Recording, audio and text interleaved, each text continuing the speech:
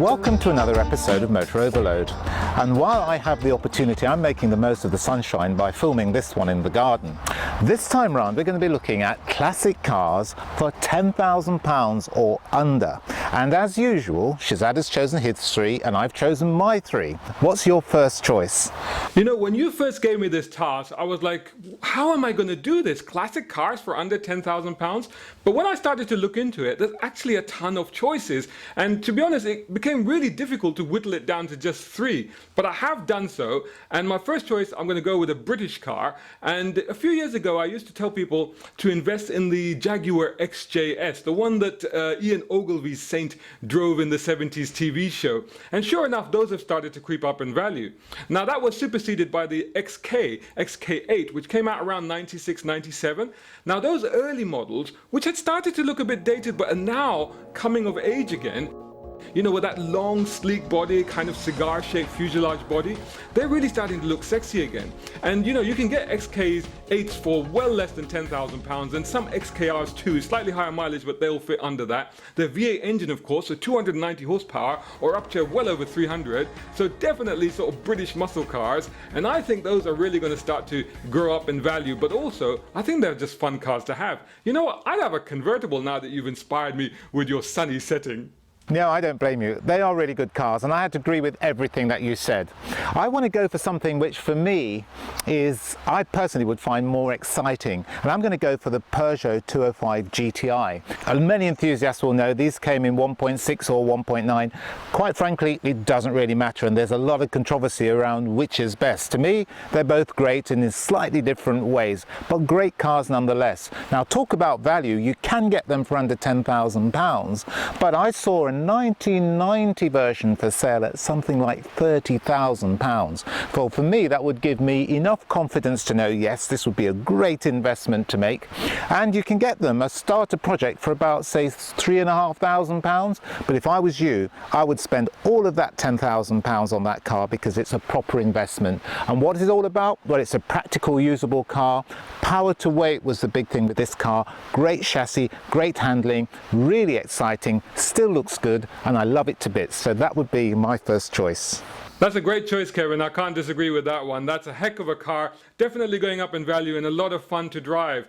So for my second choice, I decided to look at Japanese cars, and I was starting to look at 80s and 90s stuff, and there's plenty of great cars out there that you can pick up for this budget. We're talking things like the Nissan Z cars, we're talking things like the Mazda RX-7, RX-8, and of course the Toyota MR2. That's a pretty good tip right now. But I'm a bit of a Honda guy, so I wanted to go down that route. And of course there is the Honda Integra Type R. Now this is the car that no less a magazine than Evo once dubbed the best handling front-wheel drive car ever. Now it is admittedly difficult to find these for that sort of budget. We're talking, you know, the 1993 to 2001 car, but you can just about get them. They come in the round headlights and the long headlights. I do prefer the long headlights, but you know what? Either of those is fine. Bear in mind, rock solid ride and screaming VTEC engine. These are quite racy cars. They're not for everybody. You know, they do require commitment to drive, but they are definite investments. They're incredibly fun, and that's what I'd go for as my second choice. Well, look, I just love to sit on the passenger seat alone with you because I do agree that's a really exciting car and definitely one to go for. But for me, it would be the Mark I Golf GTI. Now that to me is the car which actually started off everything about this GTI craze, and it actually proved that you can take a fairly average car and make it really exciting. Now you might say, can you get one of those for under £10,000? You'd have to look really hard, but it's worth looking. I saw a good one that I would have bought for about £9,100. So I would say on this particular car, make the most of that £10,000, probably shop around with an expert who knows something about them. But what they have is this great German build integrity. They are basically unburstable if they're looked after properly, great fun, and definitely a future classic. How can you not go for the Mark I Golf GTI? You know, I'm absolutely amazed if you can find one of those for under 10K. But I tell you what, we've gone British, then you went French, then I went Japanese, and then now you've gone German. So for my third and last choice, I'm going to head over to the other side of the Atlantic, and I'm going to pick on an American muscle car. Now, 60s muscle cars have been booming in value. They've been going up, they've been rocketing up for a couple of decades now, to be honest. So 70s muscle cars were starting to come of age and they've gone up in value. But the ones that I want to look at now are the 1980s cars, because I think they're the next ones to come on strong. And of all of those cars, we're looking at things like Pontiac Trans Ams, and of course, if you're talking about 70s, very early 80s cars, you're thinking of the Bandit Trans Am. But of course, in the 80s, they came out with a new model, both for the Trans Am, the Firebird Trans Am, and also the Chevrolet Camaro. And in the Camaro, you can pick up some amazing 80s cars, such as the Z28, the IROC Z. Those are legends in themselves and well worth having. But of course, the most famous of those from the 80s has got to be the knightrider car from 1982, the black T-top as we knew it. You know, KITT, Knight Industries 2000, the talking car. Who doesn't want one of those? Most car people have seen knightrider when they were kids or even later on, and that would be the one to get. If you thought that Integra Type R was going to be hard to find, here in the UK, those Firebird Trans Ams are going to be even harder to find, but they are out there, believe me, and in any case, there's tons of them in the States, and for well under £10,000. In fact, they can be something of a project car, and you can customize them to look like the actual knightrider car if you want to. You can buy kits for those, both for the exterior and the interior. Don't forget, you need that little radar light that was inspired by the silence for the original Battlestar Galactica. It's a lot of fun, it's an icon, it's a legend, so that's got to be my third choice. I knew it. I knew you'd go for a muscle car in the end. It just had to come, and I was wondering what it might be, but then again, you've done it, and I promise you I'll get you one from a toy shop, because I saw one in Sainsbury's the other day, exactly in the trim you said. So that'll be you satisfied. For me, it's got to be the Porsche 944, because that car was introduced, I think, in 1982. It was actually the most popular Porsche until Porsche introduced the Boxer and the 911 997, and it was a really, really great car.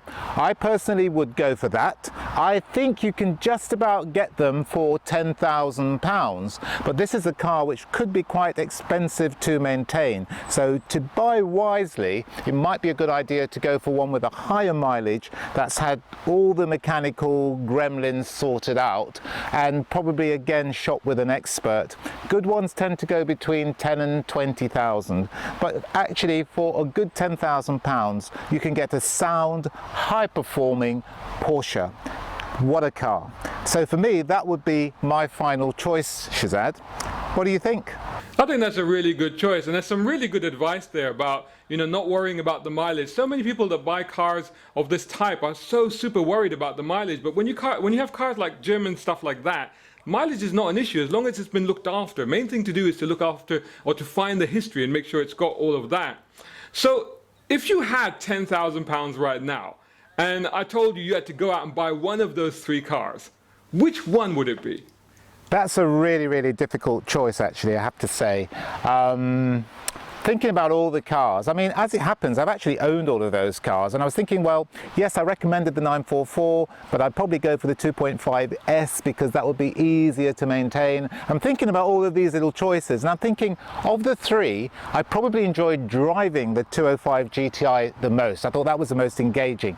But then I can never forget that when I actually jumped into the Mark 1 Golf GTI, I had never known performance like that. And if I had to buy one of those three now, I think it would be the Golf GTI. Why? Because I love the integrity of the build quality, I love the thoroughness of the engineering of the mechanicals, and of course the guaranteed excitement. So much as it's a difficult choice for me, Shahzad, of the three, I'd go for the Mark 1 Golf GTI. How about you?